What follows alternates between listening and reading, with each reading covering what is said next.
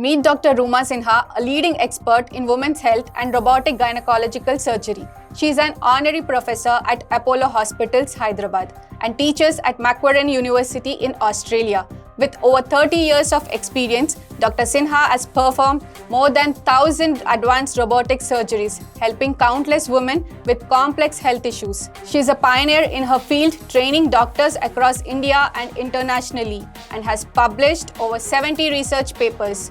As a president of Association of Gynecological Robotic Surgeons of India, Dr. Sinha is passionate about advancing safe, minimally invasive surgery for women everywhere. Today, we are excited to learn from her experience and insights on women's health.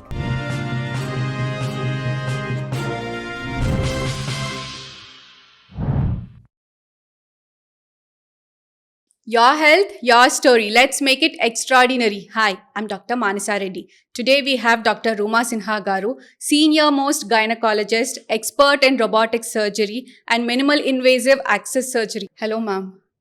Namaste, Mansa. Namaste, Thank you for ma'am. inviting Thank you me so for your much. social post health. Thank you so much Sure. for coming here. We are very pleased to have you. Thank you. Thank you so much. So, how are you? I'm doing great. Thank you for inviting me. This is second half of the day. Had a hectic day from 7:30 in the morning, but always love to talk to any audience to whom we can actually give some health tips, give some awareness, and that's part of our job. Thank you so much. So, ma'am, I wanted to talk about women's health today. Sure. The most common but the least awareness people have about it. It is about endometriosis. Yes. So, what is endometriosis? Mansa, you have to understand that if you look at the normal human anatomy, in uterus there is a lining called endometrium. Okay, so if you look at this, supposing this is your uterus, there is a lining inside which is called, in medical terms, endometrium. This endometrium grows every month with the hormones, and then it bleeds through your normal passage as a menstrual blood. But unfortunately, because of certain reasons, this lining may be available outside the uterus. It could be near the ovaries, near the rectum, near the bladder, somewhere else. So every month when this lining grows, they also grow. Okay. When they bleed, they also bleed. Okay. But they have no place to come out. This comes out, but so they start collecting. Blood is a little sticky medium, Yeah. and there what it does, it actually grows into small collections of blood. We very commonly call it as chocolate cyst because it's all blood, nothing to do with chocolate, please. But then that gets collected there, and it starts giving you pain. It also gets, because of its stickiness, certain organs around it get stuck. So you get starting pain during you pee or when you're passing motion. So all these kind of things distorts that anatomy. Frankly speaking, is just a variation of the normal. Okay. But the variation can be sometimes so strong that gives you pain and heavy bleeding, and that can be a problem. So, we spoke about, as you're a robotic expert, how is this endometriosis helping them? Okay, so endometriosis, as I said, is not a one-time disease. You must remember this. Number one, diagnosis itself is difficult. Many girls and women pass through years together thinking, oh, period pain is normal, right? Yeah. So, and everybody in the family will say, when you get married, when you grow up, it'll go. Okay, for some it goes because it's part of growing up. But for many of them who have endometriosis, it doesn't go. In those situations, we have options of either medicine or surgery. Okay. But you must remember that it's very crucial for a gynecologist or a surgeon or somebody dealing with it to decide when, how, and where to do the surgery. These are the three pillars, right? Why do I say when? Because timing of an endometriotic surgery is the most critical. It does not matter what type of surgery you are doing. Critical timing. Why? Because endometriosis is not one-time solution. I do a surgery, I'll still need to give you medication. Okay. Okay? So it's not that I do surgery and you don't need anything, not true. So I will think at that point of time when you come to me, say I have this pain and I suspect your endometriosis, I'm going to ask you two questions. Okay. Number one, what's your main problem? Number two, what's your desire? Okay? Problem will be pain or heavy bleeding. So there's a symptom I need to redress to. Desire, whether you're married, not married, you want pregnancy, because fertility is another issue. Once I ask these two questions, then I'll take a call whether I should put you on medications. And many medications are available, quite effective, work as long as the medications are taken. But when I feel the disease is so much that it requires my surgical intervention, that's where my robotic expertise comes into play. Because we have realized that, first of all, not to do open surgery, because that's And believe me, to you and your audience, I'll say it's not just because you will recover fast. Believe me, I do surgery better when I do minimal access surgery. Okay. Why? Because robotic surgery gives me a 3D immersive vision. It's just like as if I'm seeing in laparoscopy, we are doing in 2D. Yeah, yeah. Okay, so that's one thing. So 3D immersive, 10 times magnified vision. The vision itself it's a game changer. The second is the robotic instruments are so well advanced that it feels almost as if my hand is inside your tummy to operate. It moves like my wrist. It's like without being inside, I'm inside. So imagine how best I can do for you. So I think as a surgeon, I benefit a lot in trying to treat patients with endometriosis with robotic surgery, because the more detailed surgery I do, the more precise surgery I do, I'm able to take out the disease and prevent damage to the neighboring organs. These are my two. Plus, I restore the anatomy. And I find so many of my patients whom we operate, in second or third one, they come with pregnancy. And this is the biggest and the most happiest moment for our practice. Even just last 2 months, 2 patients we have operated. One is actually one of the doctors, and there is another patient. Within 2 months, there comes, ma'am, we are pregnant. I said, great. That's what we wanted. So that's how it works. So good, precise surgery in great vision is a game changer that we feel. Again, robotic surgery means many people have many myths. Is True. that robotic surgery done with only robots? I'm glad Is you it asked very this precise? question, Yeah. Mansa, because see, the word robot obviously it scares you saying there's a robot there. All right, so let me break a myth. Number one, there is no robot as such that you see in the movie. There's no Chitti, okay? There is no Ravan. There is no robot of that nature. Why we call robotic surgery is actually a kind of misnomer. It should have been called as a computer-assisted surgery. Now, when we talk about robotic or computer assistance, what is the difference between, say, laparoscopy and robotic? That's the common, because people understand what laparoscopy is. Now, today, nobody's scared about laparoscopy. They all want laparoscopic surgery. True. Okay, so in laparoscopic surgery, what happens is, we always make small holes. We put your instruments, view what is inside through a camera or something, and then we operate, right? So we are on the patient operating. In robotic surgery, the only difference is that these instruments are held by a robotic arm. Okay, arm doesn't move, not a millimeter, till I give the command. So I will actually move those instruments just like I would have moved in laparoscopy. Only little difference, I'm slightly few feet away from the patient. Okay. Okay, and that's how we manipulate and operate. But that is why in some explanations called a slave robot also. Okay. So it's not called as a robot. So it's a slave. It's actually obeys my command. Yeah. And what does that give me back in response? I told you the vision, the wrist-like movements, the tremor filtration, the precision. There's something which, okay, little hyphen, I'll talk about motion scaling. Okay. When we talk about motion scaling, what do we mean? We mean, supposing when you move in open surgery, you move 1 millimeter, the instruments will move 1 millimeter, right? The closest organ which I want to save may be 2 millimeters. 1 millimeter move and it will go to 2 millimeters and it can damage, right? Yeah. Okay. Motion scaling, I can set my console is to 2 by 1. That means if I move 2 millimeters of my hand, it will move only 1 millimeter inside. Safety. Okay. That's how we Very make it precise. And that's how we make it safe. That's how we reduce complications. That's how we reduce the number of patients who come back for readmissions. Blood transfusion is very less. Since I started doing robotic surgery almost 13, 14 years back, maybe 5% patients require blood transfusion, less than that. 50, 60 ml is the blood loss in a major surgery of 3 hours. Because we are working in so much of precision. Ma'am, can again endometriosis turn into cancer? Yeah, Mansa, that's a very good question and actually is of concern to all of us. Yeah. But before I answer that question, let me also put this, that in endometriosis patient, you have to also remember about the disease coming back. The cancer is the last resort, but most endometriosis patients will have history of having one kind of treatment or surgery and it has come back, right? So endometriosis, you have to understand, is not one point problem. It continues through lifelong. Okay. So that's why I said, at what point of time you have presented to me, what's your desire, I'll manage the medicine. I'll manage the disease. Sorry to interrupt, ma'am. And again, they have a myth about fertility also. Absolutely. So endometriosis, if you look at, many patients actually get diagnosed with endometriosis when they have been looking for infertility. True. So when they got looking for reasons for infertility, they are diagnosed because all these days they just took their pain during periods as something on the side. when they can't conceive, they get diagnosed. Yeah. So yes, endometriosis is known factor for infertility, and again, depending upon how far you are in your endometriosis, the kind of help you need is different. Okay. So if it's an early endometriosis, stage 1, 2, maybe up to early 3, surgery can increase your spontaneous pregnancy rates. So a well done surgery will actually make you conceive faster. But if the surgery is, if the endometriosis is very advanced, stage 4 or 5, then maybe sometimes the IVF or some kind of support you'll need. So endometriosis infertility is a common problem. One must be aware of it. So if you have been diagnosed with endometriosis early, make sure you take treatment so that it doesn't progress too much. Or if you are now already seeking for fertility and you found out that that you have endometriosis, have a good discussion with your surgeon along with your fertility specialist. Let them also coordinate and understand what they can do for you best. There are also some thought processes where you can save your eggs and freeze your eggs in patients with endometriosis, because we know that just the presence of endometriosis can bring your ovarian functions down.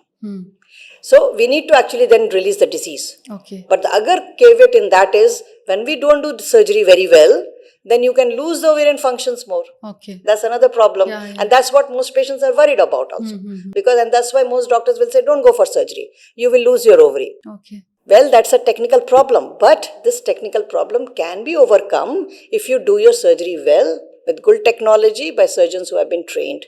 And we have actually, I was talking to you before this meeting also, we have actually at Apollo Hyderabad done a study in which we looked at how many eggs we are losing in the cyst that we are removing for you during endometriosis surgery. Okay. And we compared this between our two types of surgeries like laparoscopy and robotics. And we found that when we did the precise robotic surgery, we lost less eggs and less amount of normal ovarian tissue when cysts were big or you had bilateral cyst. So that's something which we could benefit women of our country by giving this technology. So that's where. But in long run, there is a slightly higher chance of developing ovarian cancer in women who have endometriosis. Okay. So you have to be careful. If you have endometriosis, keep under the evaluation, get your ultrasounds or imaging done. Be in touch with you may not be looking for any fertility while you are, say, 40. But if you are a background history of endometriosis, be aware that you are on regular checkup for that. So, ma'am, coming back to generic pelvic pain. Pelvic pain during bleeding, heavy bleedings and all. So, what would you suggest? Okay, so we have to first understand why this occurs, right? True. Pelvic pain or backache is a common problem in women. Every time may not be gynecology, right? There are many other reasons.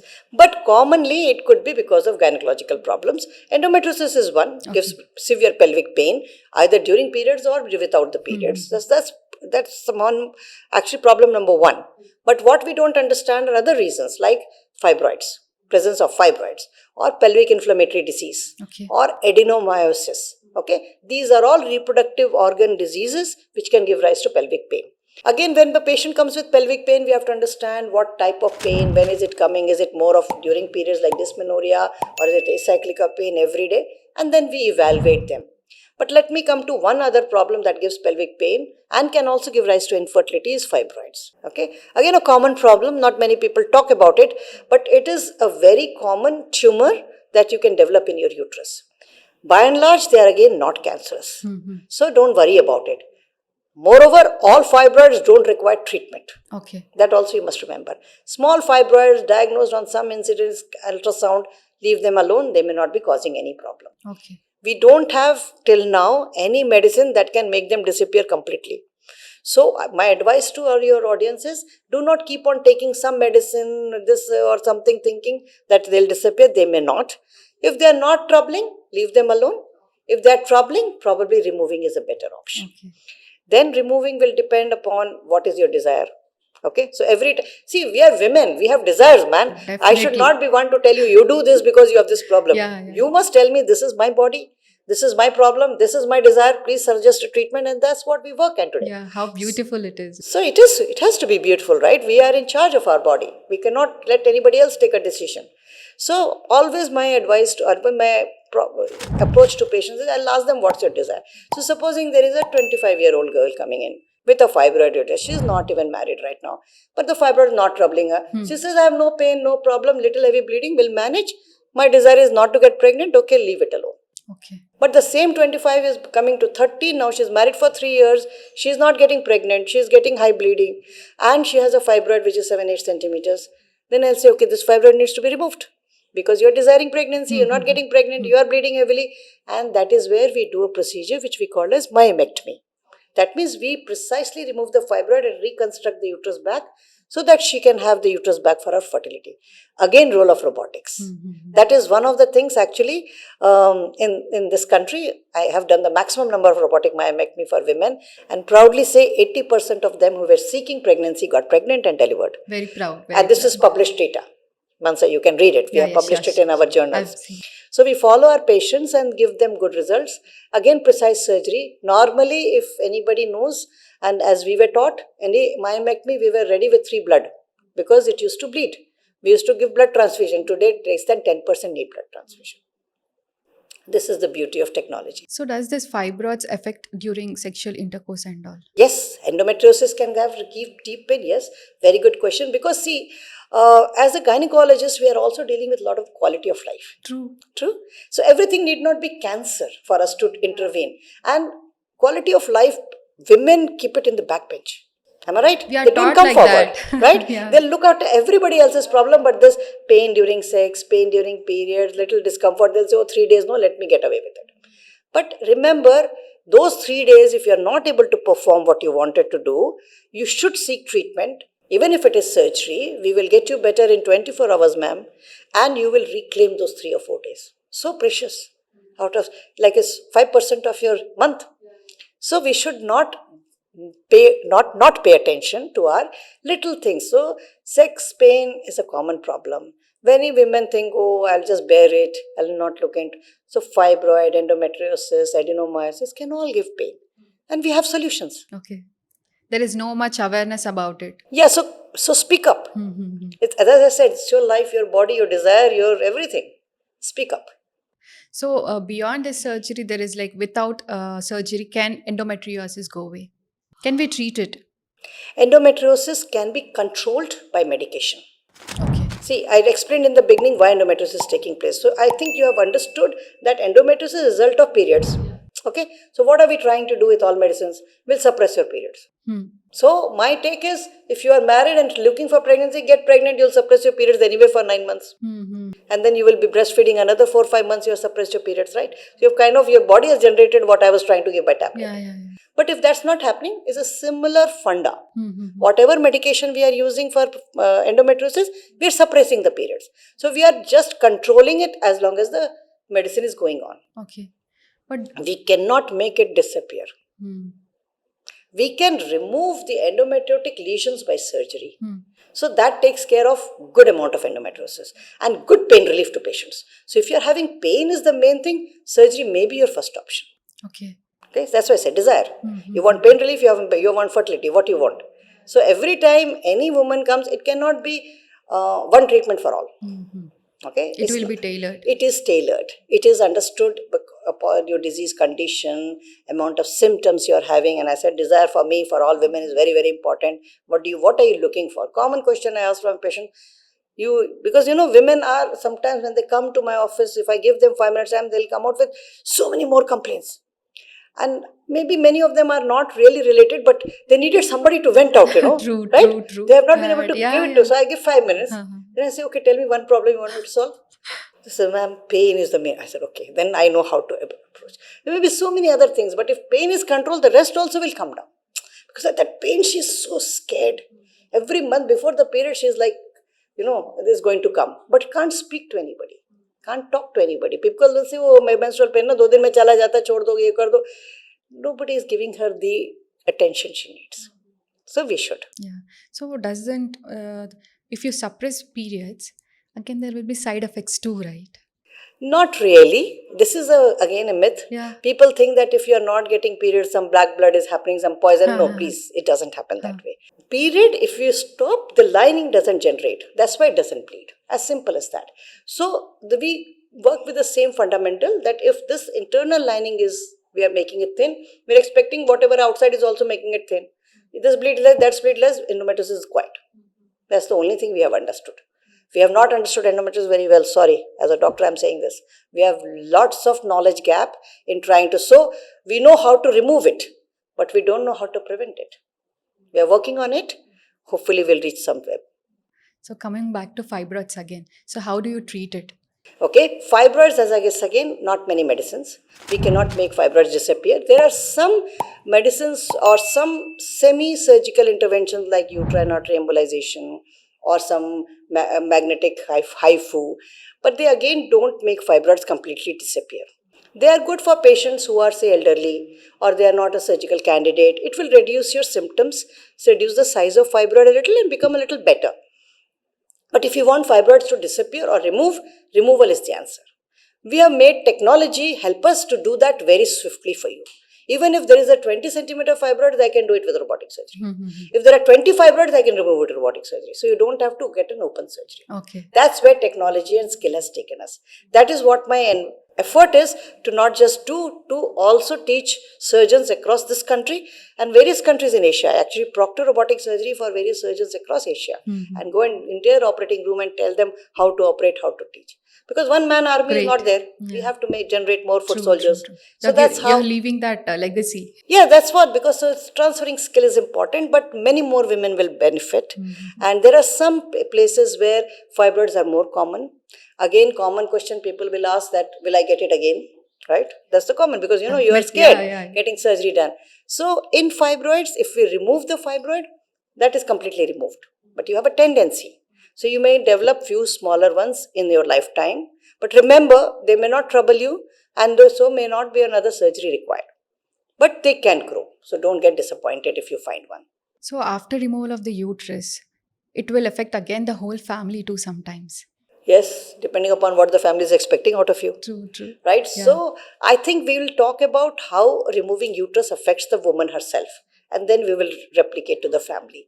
Now, if you have to, for some reason, have so much of problem that removing uterus is your final answer, remember, it is not something that will drastically change your life. It is not something which will have a lot of long-term implications. Removing uterus has basically two main permanent change. Number one, period stop. Okay. Many times surgery is being done for that only. You are having period problem, that's why, so that's a relief. Second, you can't get pregnant. So if you have completed your family, that's again it. So two permanent change, probably not so much of problem. But most problem occurs if we remove ovaries along with the uterus. Okay. Which is not done anymore unless we are operating for problems in the ovary. Long time back, many times hysterectomy or surgery were not done by gynecologists themselves, were done by surgeons. People did not understand so much the importance of ovaries. Today we import. Ovaries have a role to play in our life, bones, mood, health, skin, heart, everywhere. The hormones that come out. So even for a 50-year-old lady who is very close to menopause, if I have to do hysterectomy, I still save the ovaries. So your hormonal imbalance doesn't occur. You remain the same, except that the end effect of that hormone, which was the period, stops.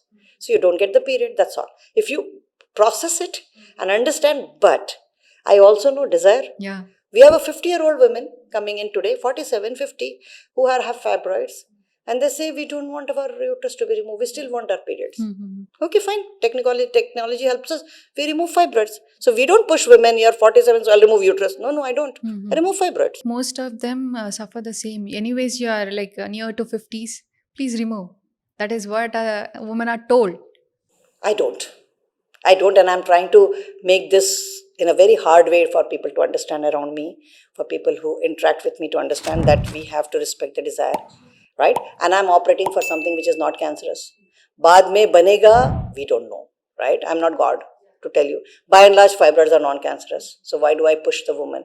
I will counsel her, okay, it's 50, it's better to remove, because removing uterus is simpler than removing fibroids. Fibroids is a technically difficult surgery. If there are 4 or 5, it takes more time. I have to be more swift, faster, quicker to be able to do that surgery. Removing uterus is easier. So we do tell our women, but I would tell all your audience and women, you are in charge of your body. You take charge. Ask questions. Don't take a foolish decision. But don't take a decision that you will regret.